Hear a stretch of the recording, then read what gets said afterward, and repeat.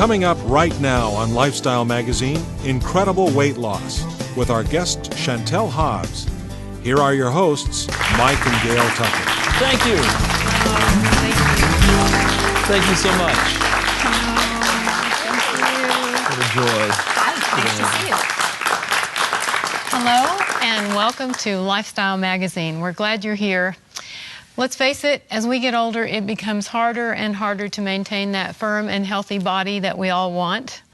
And when you've got a husband who loves Mexican food as much as mine, it's even harder to say no to the chips and the cheese and the queso dip that we all love. So what do? Well, today we're going to find out from our special guest, Chantel Hobbs. She's written this book.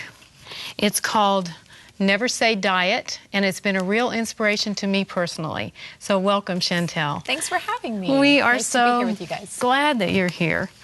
Now, I understand that you have basically had a miracle in your life. You have had a wonderful accomplishment, and that you have lost how many pounds? 200.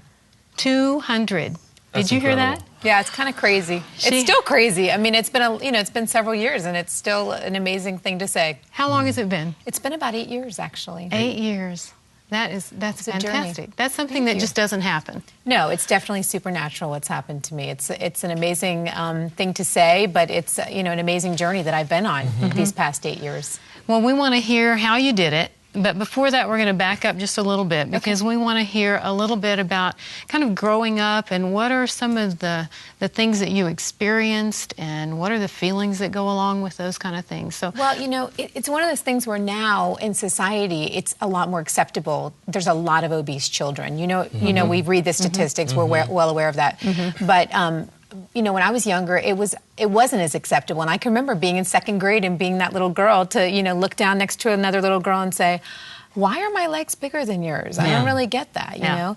And that's when I started my first diet. I went to my Sunday school teacher and told her I couldn't have cookies that Sunday because I was on a diet in second grade. And she said, little girls don't go on diets. And I thought, oh, good. Yeah. Then let me have my cookies. Yeah, absolutely. So that was the beginning. I totally relate to that. I mean, I related to everything in this book because I was the chubby child in school. And you knew that feeling of just some things, a little different. Absolutely. I grew up in a family where everybody else was thin except me. Right. What about you? What was your family like? The thing is, I had a sister who was the thin one, and I can remember being at a picnic where somebody looked and said, oh, look at your one daughter, she's so beautiful, and she's got such a cute little figure, and the other one has such a pretty face. Oh, yeah. And it was like immediately that whole, you have such a pretty face started, and we all know what people are saying. It's definitely a code. It is. And it's something I had struggled with for many years, and I'm just so thankful to have been able to move past that. How did you compensate? Oh, I was just that classic overcompensator, always trying to do everything right, be the perfect teenager, perfect child, never get in trouble. And then as I ended up going through marriage and having children, it was always trying to make sure my kids looked perfect. I cooked the perfect meals, always having that happy face on the outside. Because if you do that, then people can't really see the pain. I was very protective of the pain. Yeah. And that's why, the book Never Say Diet is about how to get past that pain. And all the steps that it really takes. What about adults in your life, growing up, even in your teen years? Did the adults impact you in a certain way?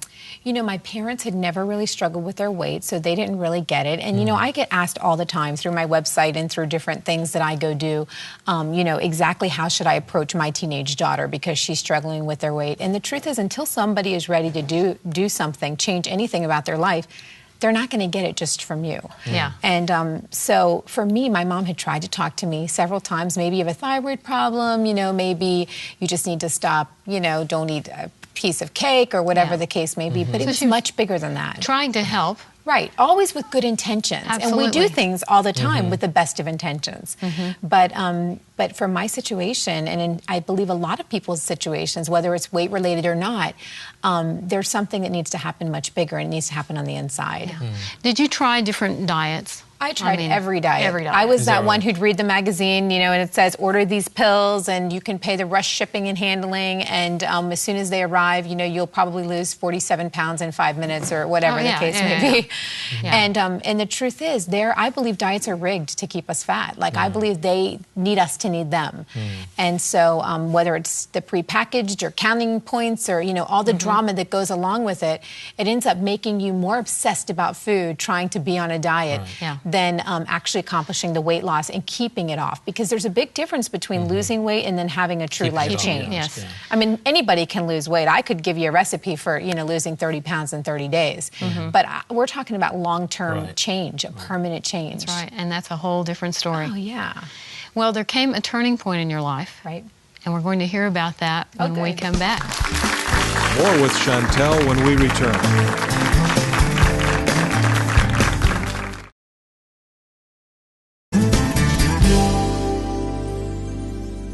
Welcome back to Lifestyle Magazine.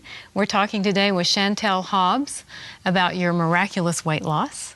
And you were heavy all through your teen years, even after you were married, had children. Had 3 children. Had 3 children. But something changed for you, and it made all the difference. Can you tell us about it? It did. I was 29, and I was all alone in my car one night, and I was leaving church. And I had several things happen to me in the months prior that had just kind of started to drive home my misery, whether it was that my knees were hurting or whether it was a comment that somebody said that, maybe wasn't meant to hurt my feelings, but I was so highly sensitive that it did. Well, let me ask you something just right there. I understand that you had such a happy facade. Right. That people didn't realize that there was pain. Right, yeah. People thought, oh, you're just so extremely confident. I even had a friend tell me right prior to my night in the car, she said something like, you're like my hero because I struggle with 5 or 10 pounds and I drive my husband crazy, but you just seem so happy. And I was like, oh, thanks. You're content just the way you are. And I realized when she said that in that moment, I realized I have become an Academy Award-winning actress at life. Not just like one thing, like at life. Like I have, and that's a terrible feeling. Like when you feel fake, like when you feel like you're not being authentic and you're not being real, whether people believe you or not is irrelevant. It's what you have to live with because you know yourself when you're in a room all alone. And that's a different self than you let other people see. That's right. So for me, it was just a feeling every day, every moment, every hour of not being real. Yeah. And so at 29 years old, I was alone in the car and I was broken. And when I say broken, I mean it was that pain that was so deep that I cried out to God in a way of, I don't want to live another moment like this. Really? And I can't say I had, plans of suicide at that time, in that moment, but I absolutely cried out and said, I don't want to live another day feeling what I feel. And I think prior to that, I had